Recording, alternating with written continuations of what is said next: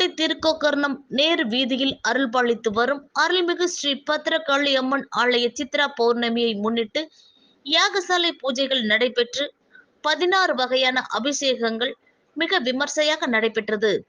இதில் ஏராளமான பொதுமக்கள் தரிசனம் செய்தனர்.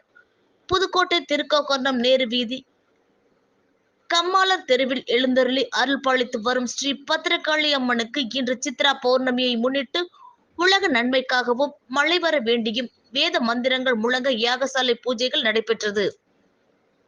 அதன் பிறகு பத்திரகாளி அம்மனுக்கு 16 வகையான அபிஷேகங்கள் நடைபெற்று சிறப்பு தீபாராதனை காண்பிக்கப்பட்டது. ஆலய நிர்வாகத்தின் சார்பில் நடைபெற்ற இந்த நிகழ்ச்சியில் அன்னதானம் நடைபெற்றது.